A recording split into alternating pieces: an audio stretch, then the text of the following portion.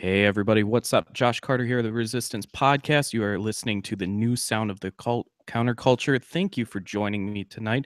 Here with me is my co-host Kia, and joining us tonight is a guest who's like super inspired the crap out of both of us. And Kia introduced me to her content online. She is an activist, an author. She's a YouTuber, and she runs a awesome foundation which helps people with chronic illness, specifically cystic fibrosis. And she's just here to share a little bit of her story tonight, and I'm just so excited to hear a little bit more about her. So, without further ado, Claire Wineland, thank you for joining us tonight. Thank you for having me in my old man shirt and my pedo glasses. I feel honored. I have to say, you are the first YouTuber I've ever seen that has done a video in the bathtub. So that was. Oh yeah, you saw that one. Thank you. I want to keep that up. And predominantly the only reason I wanted to do a video in the bathtub is because I did not have to wear pants for it. And that was literally the cherry on top. Well, that was uncharted territory for me. That was brand new right there. So apparently it's a thing. Apparently people film videos in the bathtub, because I did it and I thought there's no way that anyone else is filming videos in the bathtub. And then I saw that it's like a whole sub genre of YouTube videos of like couples making videos in the bathtub. And then I started thinking, like, it's sad that I'm not a couple doing a video in the bathtub. I'm just like a singular person. And then I started thinking too deeply on my life, and then it got sad, and then we just stopped, as it does. So take us back a little bit. I mean, let's give kind of a recap of where you're coming from. You were born with cystic fibrosis, and you started a lot of your in and out of the hospital when you were about 13. Is that correct? No, I started in and out of the hospital from the time I was born. Cystic fibrosis is it's progressive, so it is true that as I got older, I spent a lot more time in the hospital and was a lot sicker. But I had been predominantly like raised in and out of hospitals.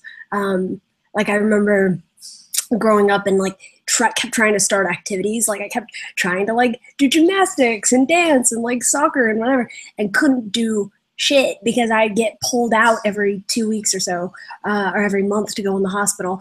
And it always like just so happened I ended up in the hospital around like every school dance and like every big thing that ever happened. I was little Claire was by herself in the hospital room. So it's kind of always been a fundamental part of my life, really. So you were about as lucky with school functions as you are with technology in some ways. Yeah, really. Maybe more so than I am with technology, because I'm just crap at it. For someone who does YouTube for was doing YouTube for a living, I really just am technologically challenged deeply. It's because all I did growing up was like read books and like do arts and crafts, and I was like a little House on the Prairie child in the hospital, and I skip around the hallways and like bring the nurses my like baked goods. It's like I was a weird kid. I'm genuinely curious because I'm the reader. She's the gamer. I'm the reader. So nice. So what sort of stuff did you always? I mean, like you had time on your hands, obviously, to read. I did. So what were you really into? My favorite. I got in when I got into like more fantasy sci-fi stuff. I was super excited, but my favorite book series of all times, which sorry, I'm gonna flash you guys my foot, is The Hitchhiker's Guide to the Galaxy, which I have tattooed on me. We get some ankle on this stream. Yeah, flashy. Yeah, that was one of my favorite series. To be honest with you, I got into reading weird. It's not my favorite anymore, but it was kind of weirdly enough what got me into reading was self-help stuff, and listening to it too, because my dad was always super big in the self-help world, and so I had kind of, when I was a kid and I'd get scared, I'd play what was ever in his like CD, and it was always some sort of like law of attraction audiobook, or like Tony Robbins, like goal setting workshops, you know, or like how to stop being such a loser, you know, and I listened to it like religiously and read all the weird spiritual texts, and I got into reading like books from shamans and reading books from, you know, just every single spiritual and self-help philosophy you can, like Think and Grow Rich and like The Art of War and all that I read when I was like way too young to read that kind of stuff. Actually, I have Think and Grow Rich on the shelf behind me. Oh, nice. It's a recent acquisition, so. Yeah. And that all had like a really deep, I think it sat in my brain really intensely, like a lot of the stuff that I read when I was younger. And I didn't quite know like how to use any of it until I got to be a teenager. And then I had like a channel for it all. But yeah, that's kind of what got me started. That's pretty insane to think about that. Like even before you blew up on YouTube and all of that, that the stuff that you were doing when you were young was actually kind of laying some groundwork to where you are now. Did you ever in your wildest dreams imagine that would be the case? No, not at all. No. I mean, who thinks they're going to like sit by themselves in front of a camera? You know, it's such a strange life choice, to be honest with you. But no, you know, what's funny is actually, if I think about it, and I believe this for everyone too, not just like sick people in particular, but I think all of us, our own kind of experience of life, whatever it's been, especially the most kind of painful and am I allowed to cuss on here? Oh yeah, absolutely. Because I'm bad. There's some, yeah. Good. I like you. Bad. That's why I said she felt like you guys would be like best friends in real life. Yeah, totally. No, it's like some podcasts I get on and I'm literally right off the gate like, these fucking motherfuckers, and they're like, this is going to kids. I'm like, great. Oh shit. But yeah, no, I believe that like especially the dark shit that we've been through in our lives is kind of the stuff that ends up giving us the most to work with, you know, like strangely enough is the most potent and the stuff that actually has the most valuable, I don't want to say lessons because it always gets corny when you say that, but the most valuable like experiences in our lives are oftentimes the ones that are the most painful. And when I look into the kind of stuff that I've been able to accomplish and the people I've been able to help and like the foundation, like I was 13 years old when I started the foundation, and my parents were a huge help in that. But there was a point where like I kind of had to figure out how to like schmooze. Like I had to figure out how to get money, which is such a weird concept when you're like 13 or 14. Like how do you bring in money from people? How do you get people to give a shit about your concept or your whatever your passion is? Because truth be told, as much as it's like I can sit here and give you all a sob story about my life and about cystic fibrosis, but unless you've like been through it, you don't really care. Like a sick kid's just another sick kid. Like I'm sorry that you've gone through that, like, but it's not my problem. And so a lot of people that I talk to trying to get money and trying to like, you know, ramp up for the cause were like, okay, good luck, you know? And I had to figure out, how do I get people to actually care about what I'm talking about? And I started thinking about when I was a kid, when I was like 7 or 8 years old. I remember being by myself in the hospital and I was just scared shitless. And there was a procedure that I had the next day and all the doctors were talking over my head and I felt like no one was seeing me as an actual person. I was like I was someone who they needed to fix and then send on their merry way. And I was lonely and I wanted people to like me and feel like I was being treated like like someone that they cared about. And so I just kind of had this weird, I remember really specifically, like, you know, there's certain moments you remember in your life that like stand out where you vividly remember feeling and thinking something. And I was like, I'm going to get these people to respect me. Like, I don't care what I have to do. I'm going to get the doctors and the nurses to respect me and see me as a human being. And so I did like this 2-month like mission, like overhaul of my entire personality, where I learned every medication I was on, every single side effect, every single procedure, every side effect of every procedure, what dosage I was on, you know, like everything there was to know about cystic fibrosis I figured out. And I asked a billion questions. I was like an anal freak in the hospital and probably drove the nurses crazy. And yet, you know, within the course of 2 months, I like became like a mini doctor. Like the doctors would come in and, start talking to me, and I'd know all the lingo, and they'd be like, the fuck is wrong with this kid? And I became like a schmoozer too, like walk down the hallway and like saying hey to the nurses and like, I knew everyone on a first name basis, and like people liked me.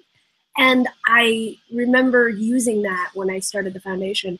And the moment that I realized I had to do the same shit that I did with the doctors, the same sort of get people to see me as a human being, I had to do that with donors, and I had to do that at parties and events, and I got good at it, like scarily good. And I don't even mean this in a complimentary way to myself, because I'm like a baby manipulator, you know what I mean? It's like a baby in a suit like that goes around and like shaking everyone's hair. Hi, my name is Claire Wineland, and like give them my elevator pitch. And I got very, very good at that, and I think that's because of my experience of having to get people to see me the way I wanted to be seen. Like we all kind of have to do that.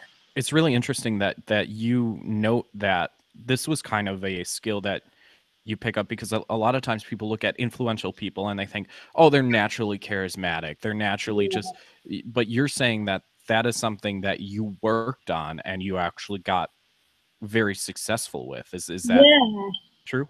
And it came from like being really upset, like, and I think what's interesting is the way we look at people that we admire is we like to compartmentalize it in our brain as if those people are just somehow like better people than we are, right? Like those people just don't feel the same shit that we feel.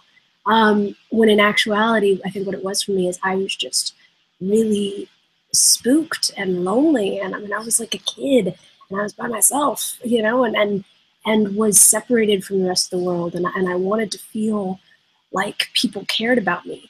And so everything good, I think, about my personality that I kind of managed to create came from a place of needing it. You know what I mean? It was like a self-preservation is what I'm trying to say. And I think that's actually a fundamental about humanity is a lot of what we love about ourselves, or a lot of the things that we do in our life that really have an impact on other people that stick around, are things that come from necessity. Like they're not things that we do to be frivolous. You know what word I'm trying to say. Frivolous. Thank you. Yes. They're not things that we do to kind of try and like look better or seem better. They're things that we have to do. That in order for us to be alive and to be okay and to function, we just have to do it. And that was, I think, what it was for me, is just like, I didn't want to be another sad, sick person that people ignored and felt bad for, and I just wasn't going to go down that way. Like I was not how I was going to, I wasn't going to fade into history like that. And I'm not sure whether that's a good quality or a bad one, but it's definitely what happened. One of your main kind of basically core things that you talk about in a lot of your talks is just this. It's this insane juxtaposition, right? There are a lot of people who are completely healthy, and they kind of look at people who suffer from chronic illness as people who have like some sort of deficiency, and there's somehow less, and it's like, oh, poor you, poor thing. But it's ironic that when you do your talks, you actually kind of unveil this juxtaposition between people who suffer with these things and the people who are healthy, as the people who are healthy, in a sense, are almost the ones to be pitied, because we're squandering some of our most precious resources, which is like our time, right, our abilities, our talents, and we're just kind of cruise control through life. Whereas people like you who have experienced this darkness, this suffering, this whatever you want to describe it as, you come out of this with this fresh perspective, and you become a more effective person because of it, and you are actively changing lives around the country, and even maybe globally. I don't know the reach of your foundation or where it all reaches to, but it's almost like you're more alive than the average person who, it's this ironic, dichotomy. I mean, I agree. We talked about how you made us feel like piles of shit, because we are in a good way. We are my both goal. older than you, and I haven't done half of what you've done in your life. Thank you. Like, wow, Yeah, that is my main goal, is to make everyone feel like shit. That's when I wake up in the morning, you know, and when I like feel like, why do I want to get up in the morning? I think I can make someone feel like a loser today. No. You know what I actually think is interesting is I got, you know, doing YouTube is interesting because it does open you up to a lot of people's deep and intimate thoughts about themselves that you never really wanted to know. Like there's a weird phenomenon in YouTube that happens where people all of a sudden like decide they're going to name you as like their therapist, and you're just going to have to be okay with it. So I get these, I mean, literally like just paragraphs and paragraphs about these people's life stories and how miserable and depressed they are, and how they're like, how are you not depressed? And I just can't believe that you're so incredible and you do so much and you're so perfect and I'm just such a piece of shit. And I'm like, the funny thing is that the point that I think I'm trying to make is that fundamentally we're both on the exact same page. And for years I was saying, you know, I don't believe that the circumstance of my life means that my quality of life is any different from everyone else's, right? I think we all feel the same emotions. We all kind of have the same potential, all of that. And I think everyone thought that that meant I was trying to say that I'm as happy as everyone else. But what I was kind of trying to say is that we're all as miserable as I am. And like, and that's an interesting like shift of perspective, is like if I was to go deep with you guys on your life, there's going to be a pile of crap that you hate about yourself and that you hate about your life and that frustrates you and makes you feel sad and lonely and weird and confused. And that's just a fundamental of like being alive, is that if you dig deep enough into any human being, there is a giant pile of shit there. And that's something that, you know, I think people kind of thought that because I was sick, I was absolved from that. But more so what I was trying to say is that, you know, there's the pain is easy to see on me. You know what I mean? Like my struggle is really obvious. It's like, it's literally on my face for everyone to see, like, oh, she's in pain, like everyone give her a break. For everyone else, it's not that obvious, you know? And so really I think life is finding a way to be able to work with your own pain and to work with things that you hate about yourself and the things that you don't like about yourself and about your life and your circumstance and whatever. You find a way to make something with that. And there is no way of squishing it out. There is no way of eradicating yourself from what you don't like. And what I love is that I can make that point so easily because of my circumstance, because there is no fixing my illness, right? Like there's no fixing what's wrong with me. So I can make the point that even if it's funny, I was actually thinking about making a video about this. So this is the practice run. But like, if I was to sit there and say to everyone that I don't want to be cured from my illness, that I don't think that if I was cured and if I had a healthy life, I don't believe that it would be any better than what my life could be. Because my entire life I've met with people who are completely healthy and yet completely miserable. So in my book, from my own experience, not from what anyone else has told me, but from what I've seen, health doesn't make someone a better person.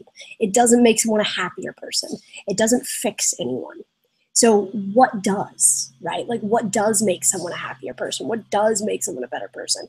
If it's not health, then what is it? And that's kind of what I'm trying to figure out is if we stop fighting everything about ourselves and fighting everything about our lives and trying desperately to find some sort of utopia that doesn't exist, right? Like a utopia of, you know, not necessarily society, although I don't believe that utopian society exists either, but like an impersonal utopia.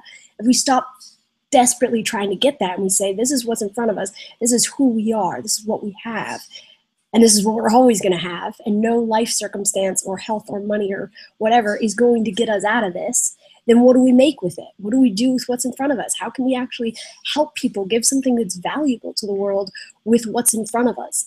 You know what I mean? Because I think so many people just spend their entire lives trying to get rid of what they don't like about themselves instead of trying to actually use it.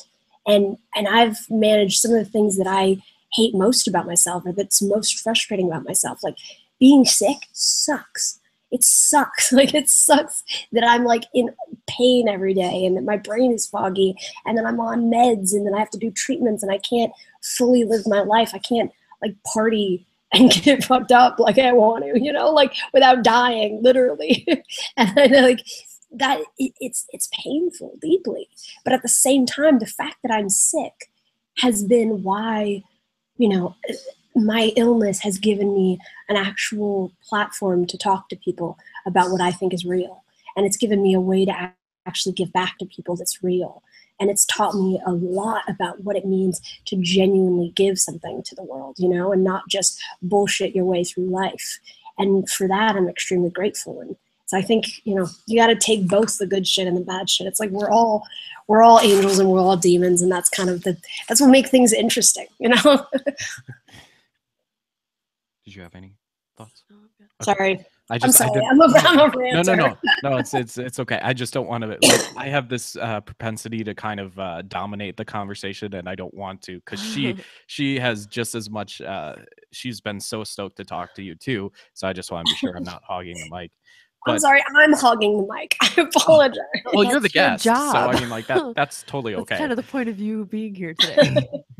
Yeah, honestly, we could just sit back and let you talk for the entire time and be still just be happy with just that, like yeah. riveted by it. But See, that's one of my problems. well, yeah, you mentioned that in a few of your videos. but what's interesting to me though is one of I think that we live in a culture that's kind of starved for authenticity.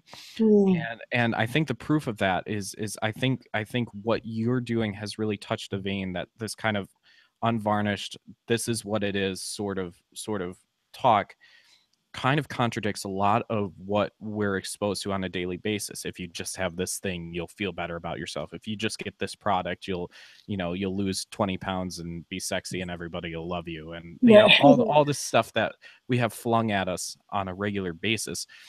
And you're here to say that, you know, it's almost like we live in this culture where we're immersed in this avoidance of suffering, and yet there's this elephant in the room that everybody knows is there. We're not talking about it. We're not talking about pain. We're not talking about suffering, and we're not talking.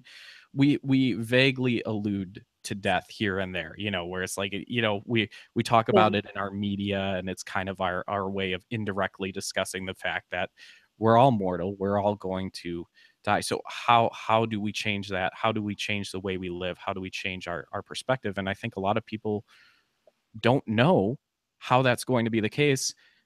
And that's why I think your videos have touched such a nerve with people. You've got one that's about when you almost died.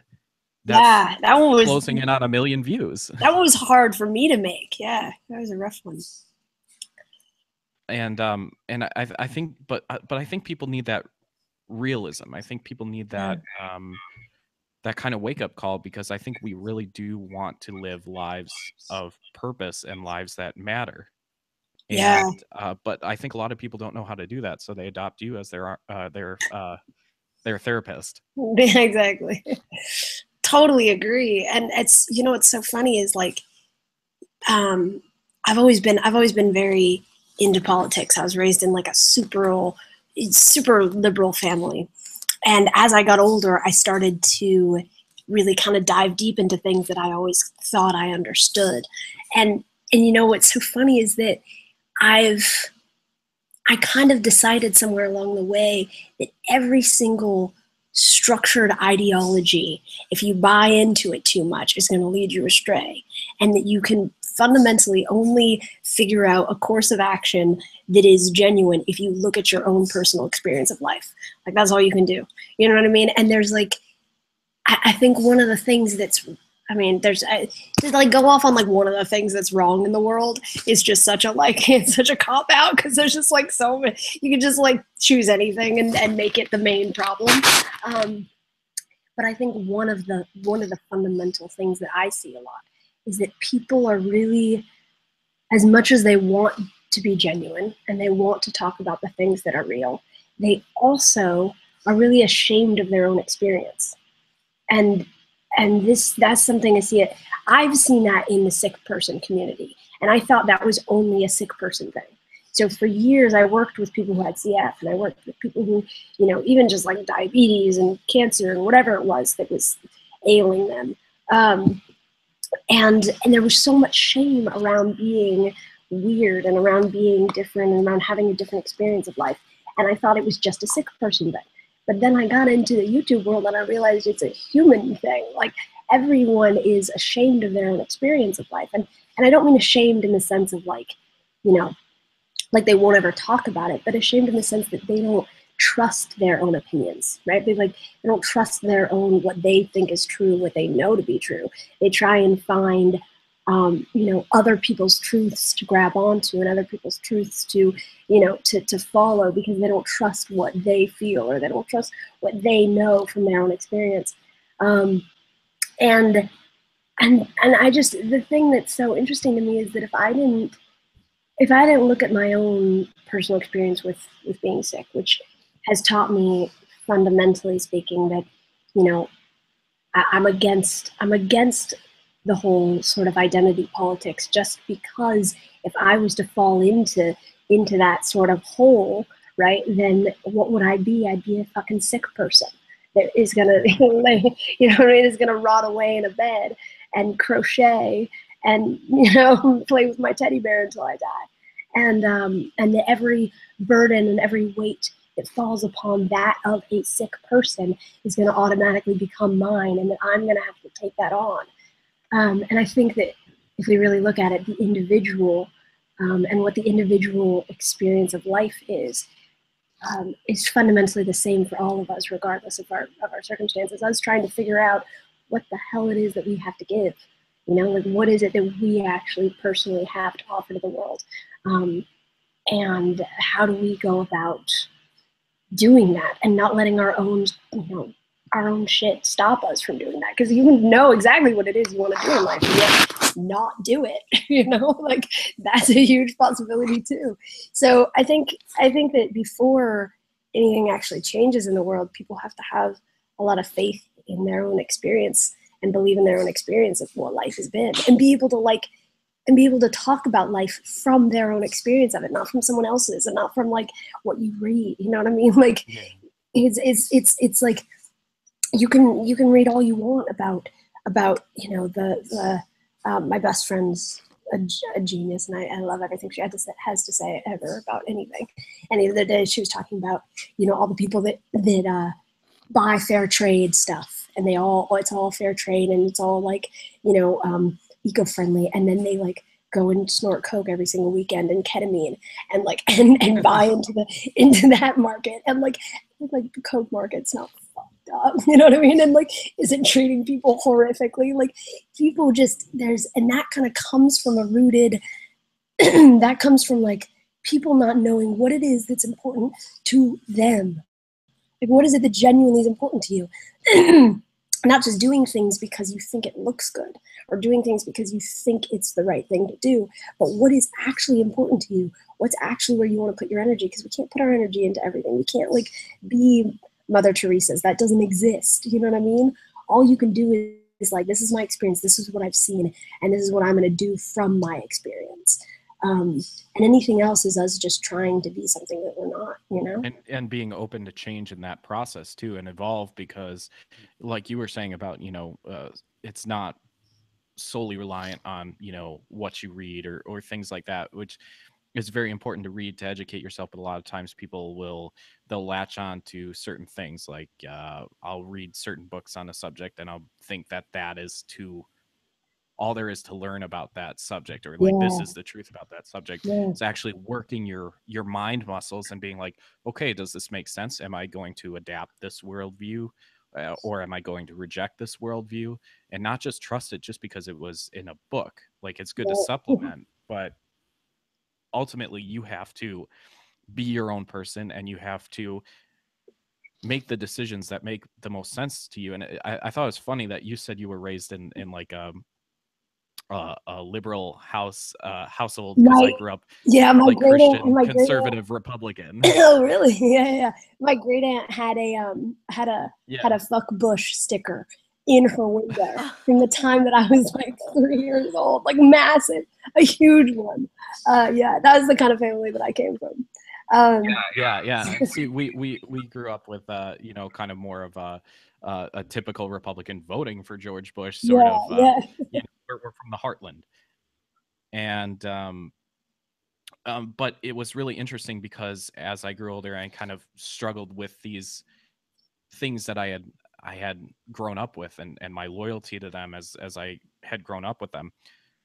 And as I started kind of moving toward the center and finding that balance, I realized that, you know, these ideologies that I had adopted my whole life, they didn't hold all the answers like I thought they did. Right.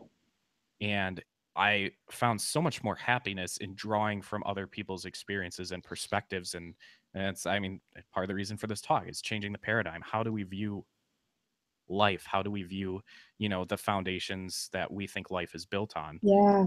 And what do we do when those things are challenged and our notions, our conventional notions, are challenged? Right. Because I mean, that's also just, that itself is a fundamental of life. I love the the kind of theoretical concept about the archetype of like the Garden of Eden and snake coming in, right? That's like it's a reoccurring story because you build up your garden, you build up like your safe space where everything makes sense and has rules and is what it is.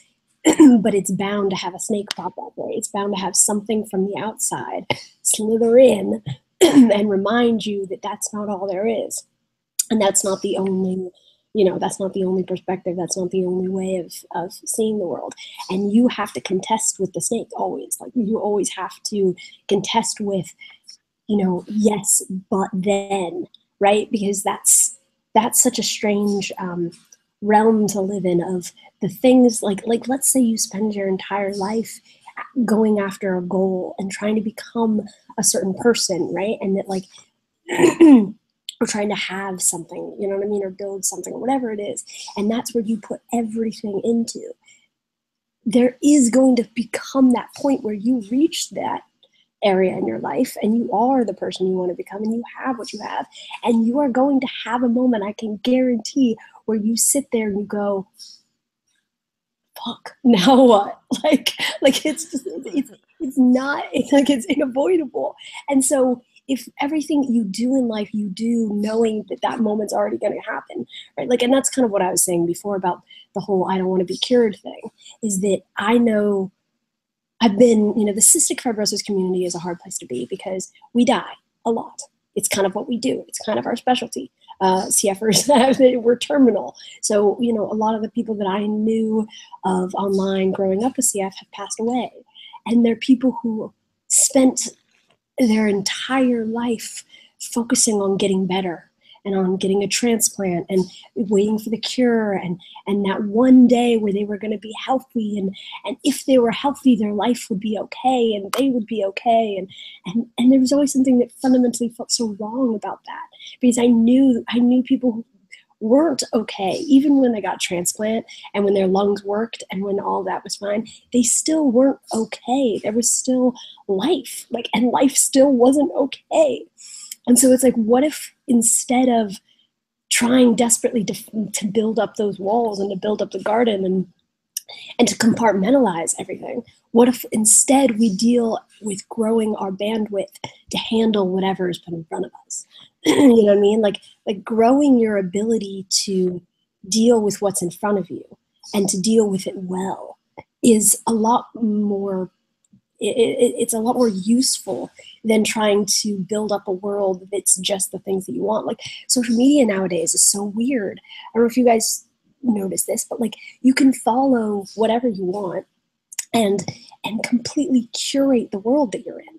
You know what I mean? Like if you want to just, you know, if you want to just follow certain types of people and only look at certain types of views and only read certain types of articles, you can spend your entire online life not being exposed to anything besides what you want to be exposed to. And what just happens with that is just your bandwidth to deal with the snake decreases and decreases and decreases. So when the snake does pop up, you're screwed. You know what I mean? It'll like, you know, suffocate you. I'm for some reason making it a boa constrictor. But anyway, you know, I think like growing your ability to deal with the shit instead of running from it is a lot more beneficial, I think, in the long run. And it's not something that we're taught really, you know, like even from a kid area and from whatever ideology, whether you're raised conservative or liberal, whatever it is, you're taught to aim for certain ideologies and certain, like, you know, like Republican means, you know, small government. Like, what does that mean? What does any of it fucking mean? Like, it's just like you're raised to believe certain constructs instead of actually learning how to look at things from an outside perspective and like just look at how it all works and be able to maneuver it and grow and shift and deal with whatever pops up, you know? Resilience is what. Resilience. Resilience. Kids aren't taught resilience anymore. No. We've talked to some counselors and some other psychological background people about that and how kids aren't being taught resilience. I mean, we give out participation trophies and we give out gold stars for everything, and they're not taught how to deal with losing or dealing with any sort of hard trauma. Right. Yeah. It's intense. It's really intense. So then they don't know how to deal with anything that is hard in their life then either. Yeah, and it's sad. I have a 13-year-old sister who I love dearly and who's crazy smart, like wicked smart. Like was reading like at grade 12 level when she was like 6. And she's and I worry because she is in such a bubble. Like she is in a bubble of like everyone is kind of allowed to do whatever and not deal with the consequences of it. And it's like fundamentally this is what I love too, is that even though like, you know, even though nowadays my views politically have changed, I'm still fundamentally very much about being, you know, being different, like, and doing the thing that's fucked up and doing the thing that challenges what is. I'm still for that. But the thing is, like, it's about knowing what the consequences are going to be and about doing it anyway. It's not about teaching people that there are no consequences. Like, if you teach kids that there are no consequences in life and everyone's going to just be okay, bless you, and that everyone's just going to be okay and there's nothing to worry about, then they're not even being brave. They're not being bold. Like all the, I don't know, I'm probably going way over time here. I don't want to get too into it. I could talk about politics for a very long time. Oh, so. Absolutely. Well, and here's like 20 minutes. Here's the actual really interesting thing is that lately, so on the show we've done, you know, kind of the politics thing, and then we've talked a little bit about religion, and those are subjects that fascinate me, you know, to no end. But right around this time of the year, I'm just feeling the drain, you know, and there's only so much you can invest in these subjects that are by nature just conflict for the sake of conflict. And I was just looking for this like sort of rejuvenation, you know, because after a while it takes something out of you personally, when you're in perpetual conflict, and not conflict that, you know, is good to resolve things like you're talking about when people are faced with things and they choose to better themselves. Just conflict for the sake of conflict. Yeah. And then Kia started playing one of your videos, and like we decided to try to get you on the show, and it was just one of these things because it reminded me that there are bigger things than the petty political fights that happen today, and there are bigger things than disagreements about, you know, is there a being in the sky, is there not, you know, whatever.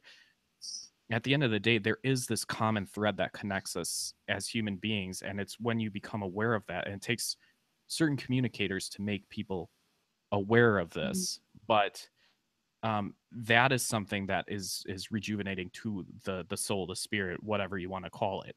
Yeah. That's how you get back on the same page with people. I agree. It's, you know what it is? It's just, it's basic, like, human value. Like we're really in a strange time of negating people's value based on the fact that they're just alive. You know what I mean? Being alive is potential. It's potential to be valuable to the world and to give something of yourself, you know? Like, I mean, not to end on like a super heavy note, which tends to be my specialty, but, you know, I am 20 and my life expectancy was around 20. So I'm at the point right now in my life where even though I've been able to do a lot, it doesn't feel like enough. It's never going to feel like enough. And I am looking at the fact that if I have a handful of years left, what is it that I feel like I need to give of myself to the world? Because I think that at the end of the day, the truth is that we're all going to lose. We're all going to lose the battle that we have against death. Like it's just, you can drink all the green juice you want and pray and meditate all you want, but you are going to lose. And so, I think something that's beautiful about being a human being is that you can give everything of yourself away before you die. And I don't mean possessions. I don't mean stuff like that. I mean, it's corny, but I mean your heart. I mean what you have to actually share. You can give that, and you can be vulnerable, and you can be generous, and you can actually make something that's going to bring comfort to people. Like something that's so big for me is sometimes, and I feel this a lot, and I don't think people think that I do because I'm so like Pepe Le Pew over here, but like, I've dealt with a lot of bad bouts of depression in my life, and I think that's just something that comes with being terminal, or like having a terminal illness. Is it puts a lot of pressure on everything, and and there's been a lot of times in my life that I found certain specific things that gave me something to hold on to, and it gave me a sort of comfort in the sense of like, oh my gosh, thank God, everything's okay, we're gonna be okay, like don't fall into the void, you're fine, there's something worthwhile. And those things were really from people giving everything of themselves. Like one of the things I found when I was really young is the book Letters to a Young Poet by Rilke, the German poet who wrote all these letters to this other poet. And it's like it's simple, you know what I mean? It's not super complex, but when I found it, it gave me it was like reading someone that had been in my brain for 10 years. And I was like, wow, these are all the thoughts that I've been thinking my entire life. And I remember how much that saved me. And I when I was reading into it, it was such a Rilke, the guy who wrote it, was just asked to give input on this other guy's poems. And instead of just giving the bare minimum, he gave everything. He wrote this guy paragraphs and paragraphs about everything he felt and what he'd been through, what his experience was. And I think that for me, it's like, we can bag on people a lot, and we can make it so that we're all fucking fighting everything, and that everything's gonna take us, and we're all gonna burn alive, and like everything sucks, because that's kind of the mentality of nowadays, is that everything is failing. But I think the truth is we are in such a beautiful position of knowing that we're going to lose, knowing that it's going to be taken from us, knowing that we're not going to survive forever. We're not going to be able to, maybe our economy will crash, maybe everything will change, maybe whatever. When you actually acknowledge that, yeah, that's going to happen, in a weird way, it's freeing. And this is coming from a person who's dying, who's pretty close to dying, is that it's freeing because I can ask myself, what is it that I want to give away? What all do I have to give away? What's going to give people something to hold on to when they don't believe in life anymore? And I'm not trying to say that I think that much of myself and that I think like that I'm going to save people, but I think that every single human being has the value and the potential to give something of genuine impact. I think that that's what being born is. That's what being alive is that you have the potential to give something of impact. And that's beautiful. And you can spend your entire life trying to live up to that. But I think a lot of times it just takes letting yourself fall apart sort of. Much like a Canadian. Yeah. I've been hanging around someone from Canada. And so I'm like, wow. I knew they're invading California. Yeah. It's interesting to me because it sounds like you have it's almost like you have like liberal feelsiness combined with like stoic virtue, right? Where it's like, you're focused on, oh, let's focus on what we can control. There's things out of our control. Let's focus on what we can control, make something out of that. So you got like the rigidity of the stoic, but the heart of like a liberal and all this stuff. And it's just really My interesting. bleeding heart, is that what you're trying to say? Now, quick change of gears, because this is something that I did want to ask you about before our time is up tonight. You have authored at least one book that I know of, right? Yeah, and I was little. I was a little one. And you were I was little? at 13. Yeah.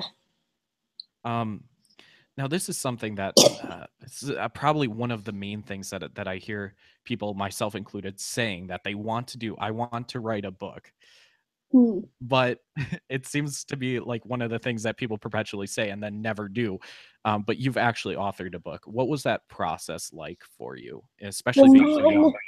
yeah, mine actually came about a really strange way. I had friends of the family that had that was a ghostwriter, and his daughter wanted to be a ghostwriter, and she had never had a project, and no one would let her work on anything because she was like 12.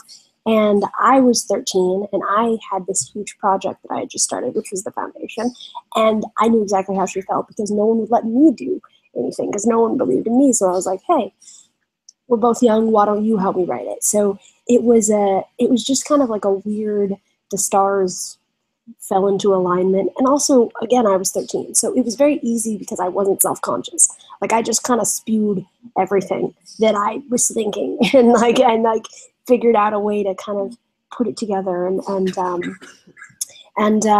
So yeah, I think now actually I'm currently working on another book, which is really exciting because this one's like a lot more gnarly, I would say. It's all the stuff in my life that I don't want to share with people, and it's all the bad stuff, and it's all the stuff that isn't, I think that doesn't try and make people feel like I'm some kind of separate entity from them, but tries to like remind people that I'm human.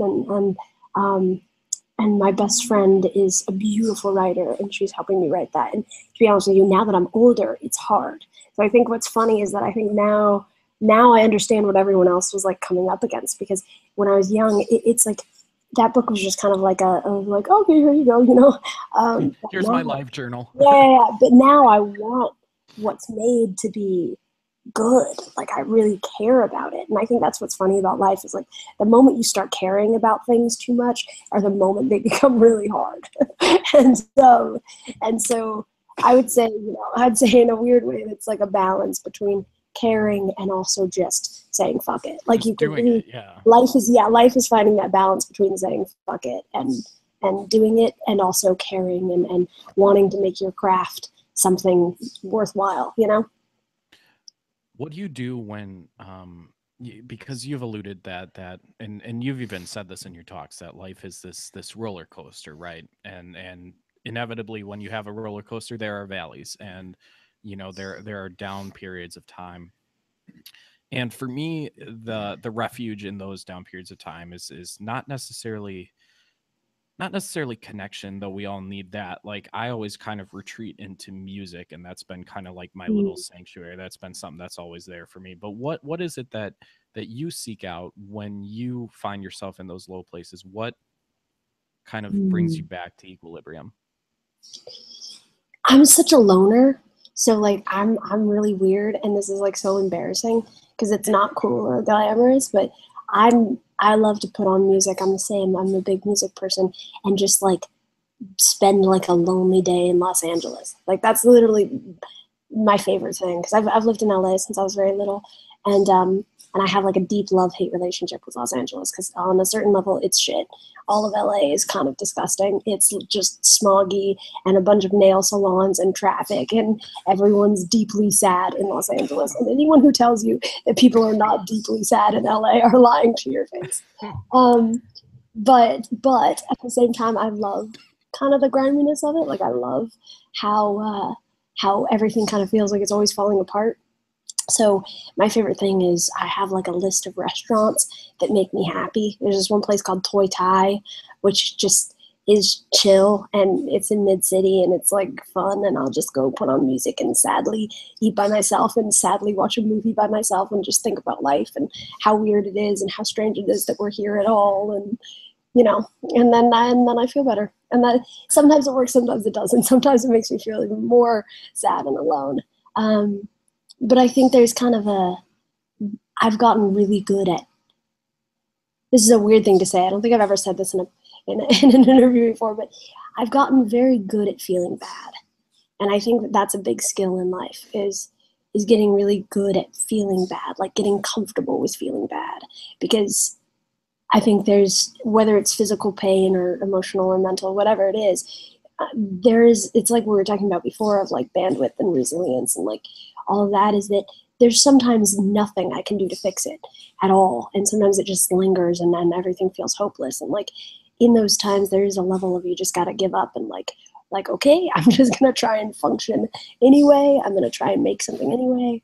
And yeah, music is helpful. Reading is helpful. Doing crazy things is helpful. Sometimes I'll just do things that are, this is also embarrassing. Sometimes I'll do things that I know I fucked up. Like I'll call like an ex-boyfriend and do something really like something that I know I'm going to regret.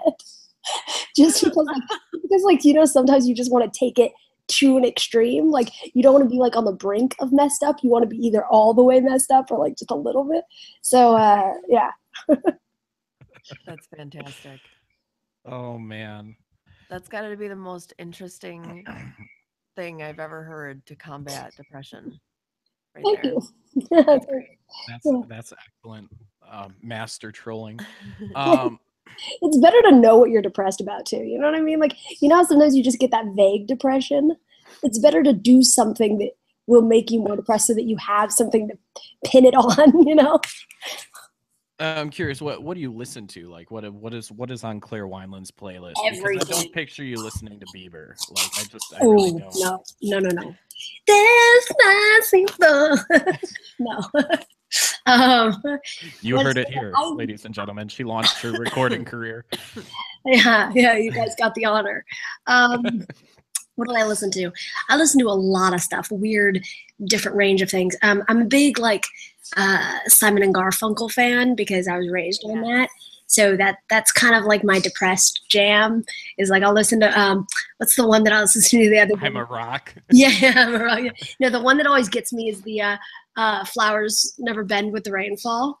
That one gets me every time. That one or America, and I'm just sad. I big Talking Heads fan. Like literally every single weekend of high school, I would get stoned and watch Stop Making Sense on the live recording of Stop Making Sense, their big show. That was like the thing that like it always still gets me. What else? What other kind of genres?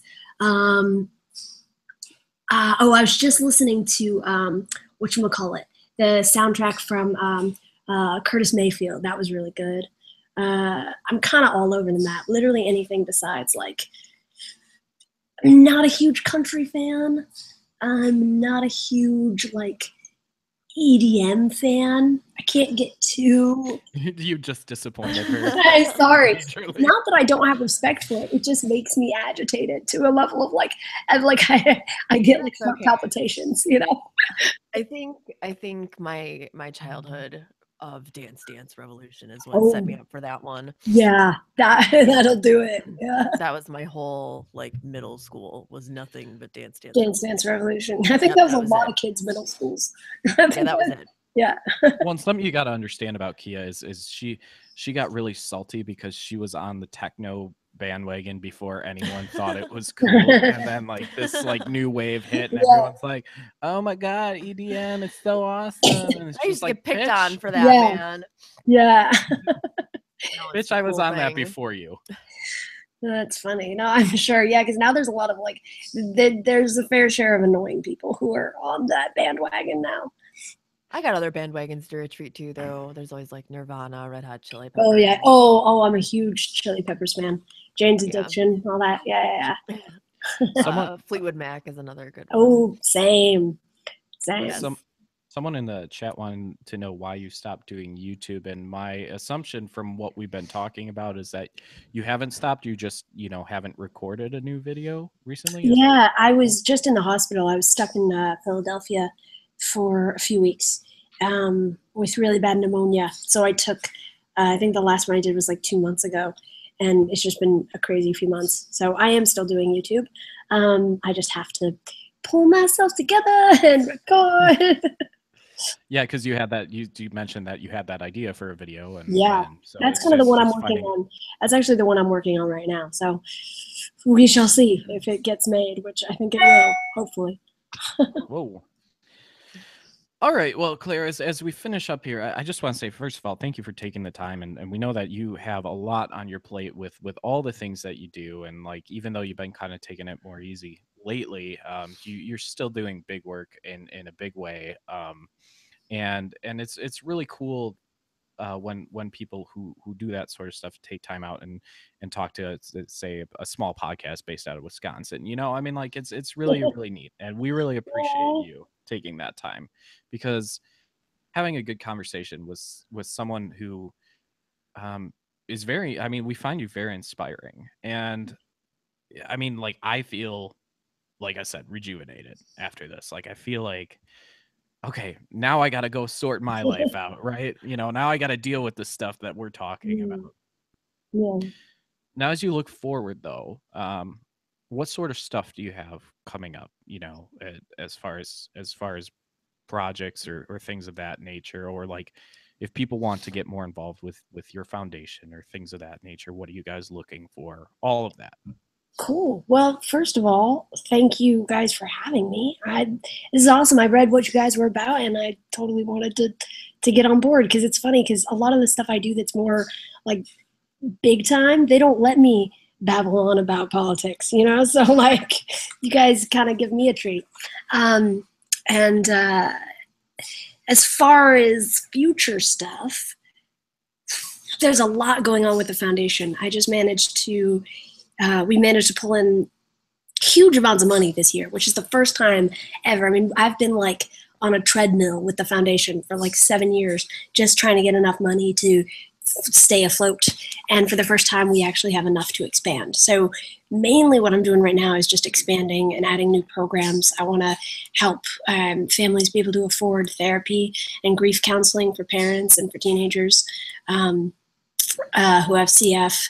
I want to help with travel expenses so that teenagers and young adults can actually travel with their illness, all that kind of stuff. So all that you can check out on the clairesplacefoundation.org. We're fancy. We got a .org. It's legit. It's tax deductible. So if you want to throw some bills our way, the government will give you some props. And as far as personal stuff, I'm just working on the book. And who knows what else? Kind of anything that comes up in my life or any weird ideas I have, I just start doing them, which is kind of a good thing about me and also kind of a bad thing. So yeah, I guess stay tuned is what I'm saying, because I don't even know. We'll see.